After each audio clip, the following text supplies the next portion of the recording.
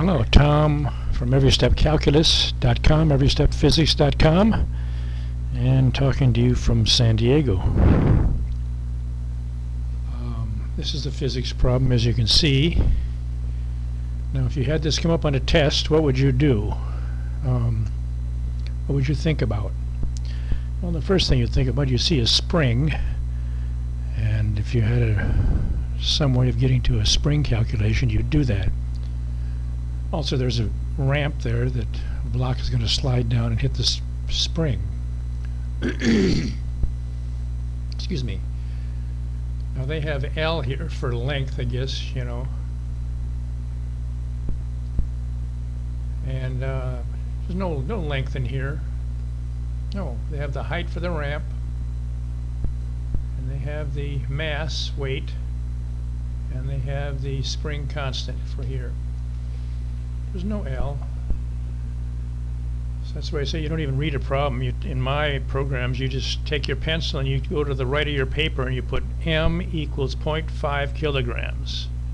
H equals 0.8 meters. K equals 800 newtons per meter. Over here.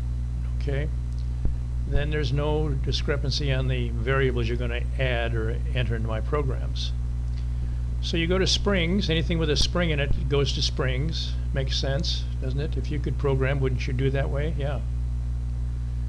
And of course we go to physics to get to my main menu.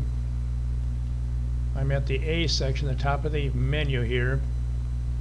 We can scroll down like this, but I'm going to scroll up to get to the end of the alphabet because it's closer to the S section for springs. Does that make sense? Okay.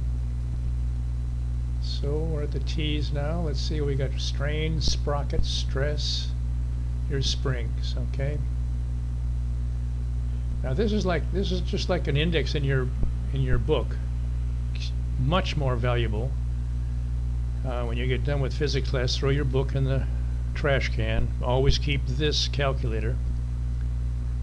And you can always do physics problems forever, okay?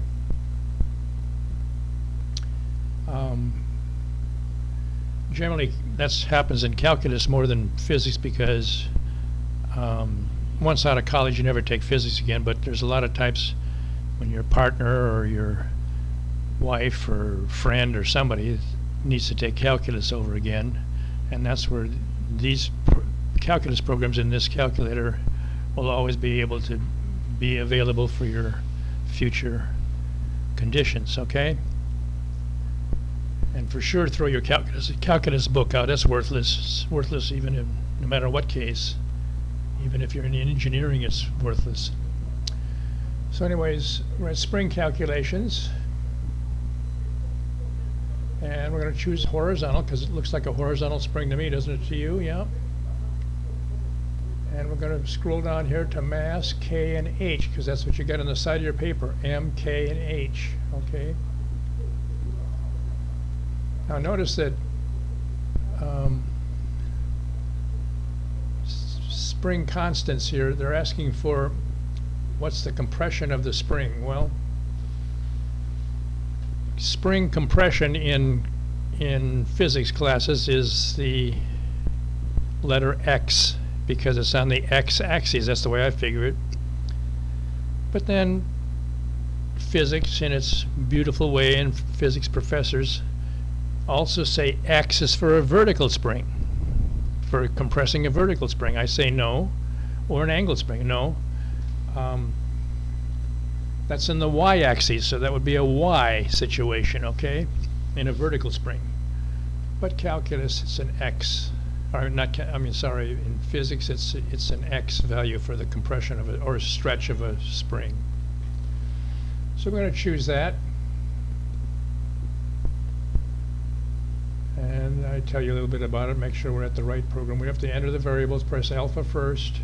If you've seen other videos of mine, you have to press alpha before you enter any variables. Mass equals 0.5 kilograms. Now if they said grams up here, which they do to trick you, you know, as if physics isn't hard enough, they love to trick you with algebra and they'll put in grams or something like up there, which they could here. Well, then I do the conversion for you and show you that so that you can mark that on your paper, look like a genius.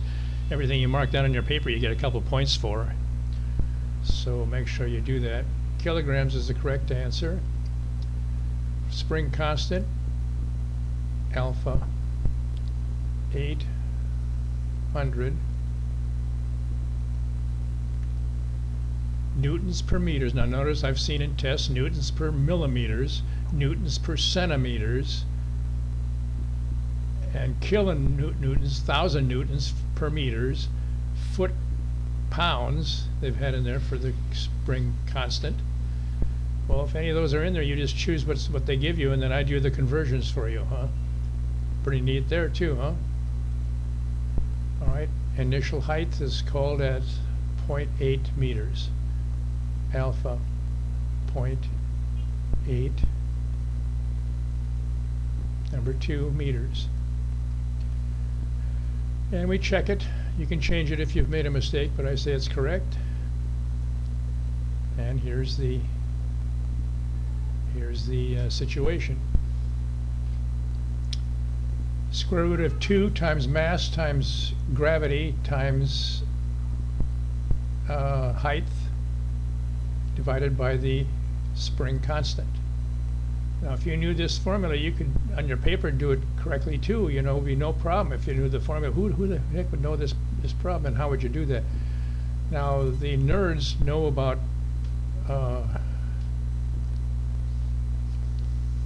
situations that we don't know about. They probably got photographic memories like I don't. And they got potential energy and kinetic energy, and those two are equal in physics, and so they use that and they come up with this formula here, okay? But we want to just pass the test, get out of there, never to think about physics again. We have more important things to think about. So here's the answer, 0.09905 meters. So pretty neat, huh? Go to my site, buy my programs, and then of course if you want you can send me your I give you an email and you can send me your test, your practice tests, and I'll show you how to do the problems on your practice test or whatever. I help you as much as possible. That's my goal in life, is to help you get through physics. I don't care about teaching you physics or why this happens. It's kind of interesting, certainly is interesting. All this stuff is true. Why would you ever want to know about a spring compression if you got into springs, like for cars or something like that, So anyways, keep my programs in mind. Go and pass calculus. Have a good time. Have a good one.